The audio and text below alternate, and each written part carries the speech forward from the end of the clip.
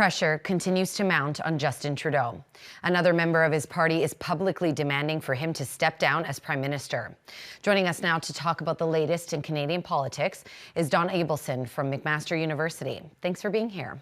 Great to be with you, Magdalena. So, Calgary Liberal MP George Chahal publishing a letter saying he's had enough of Trudeau's leadership. What do you think? Is it time for Trudeau to step down, and do you think he will? Well, ultimately, it's going to be the Prime Minister's decision. We saw it played out in the United States several months ago with Joe Biden facing, critics from his own party. He ended up deciding to step down and allow Kamala Harris to run in his place. But these are such sensitive conversations and issues that they really should be discussed behind closed doors. It's humiliating for leaders. It's embarrassing.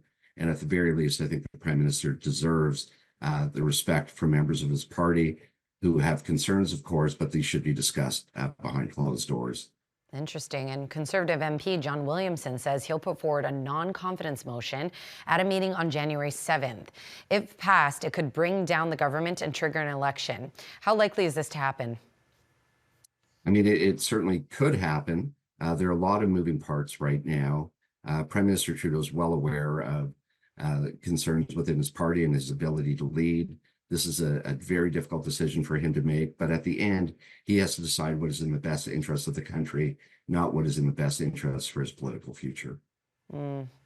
Shifting gears now, President-elect Donald Trump once again firing shots at Trudeau, calling him governor on Twitter right after Christmas, and reiterating his idea to have Canada as the 51st state. Is this an indication that tension is rising between the two leaders? Well, they had a fairly rocky relationship during the first term of Trump's presidency.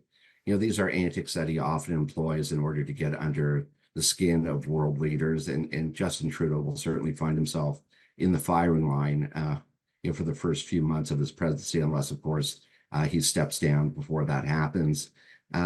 What Donald Trump is doing is baiting the Prime Minister. And the key is don't take the bait. The president-elect, soon to be president of the United States, often employs these strategies. He's delusional if he thinks that he's going to convince Canada to become the 51st state. He's completely delusional if he thinks that Denmark is going to give up Greenland, or if the United States is going to regain control of the Panama Canal.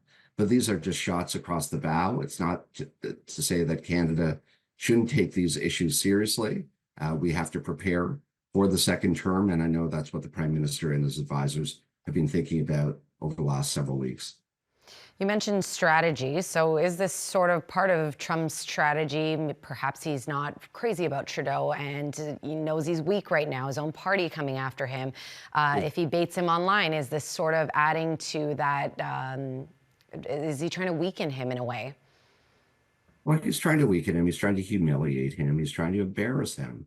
But the reality is the bilateral relationship between Canada and the United States is among the most important relationships in the world. We share the longest undefended border on the globe, close to 9,000 kilometers in length. We engage in excess of $3 billion in two-way trade each day. What Prime Minister Trudeau and his advisors have to do is to convince the incoming Trump administration how important this relationship is and how critical it is to cooperate and to collaborate on issues that have become the focus of concern, whether it's the border, Canada's commitment with respect to defense and other sectors. It's very, very important for this relationship to remain strong and resilient. And we've seen throughout the course of our history with the United States that there have been some, very difficult times between our prime ministers and presidents. But this is why it is important for the relationship to endure, both at a personal level and certainly at a state level. But we're going to have to see what pans out. We'll likely see more of this from Donald Trump in the weeks and months to come. But Canada has to have an effective strategy to deal with the second Trump administration. Well, you mentioned it's one of the strongest relationships in the world, and there are a lot of Canadians who are fond of Trump. So is this not a good look for Trump?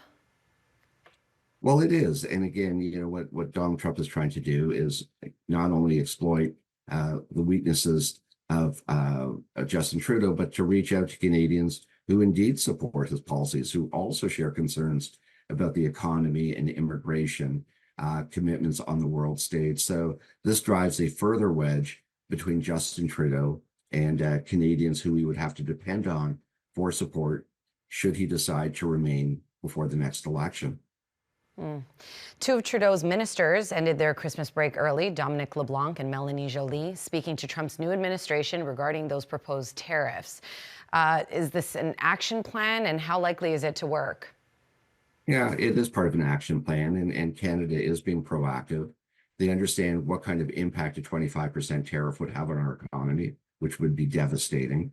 So we have to, think about what options we have at our disposal to work with our allies in the Trump administration, our allies on Capitol Hill, and throughout the bureaucracy to ensure that our voices are heard. So Canada must remain a strong advocate for our interests. Of course, we represent two very different countries. At times, our interests align nicely, but we need to be proactive. We can't simply sit back and react. We need to have a plan moving forward and figure out what the best approach will be over the next 4 years. And we'll have our eyes on it. Don, thanks for your expertise. That's Don Abelson from McMaster University.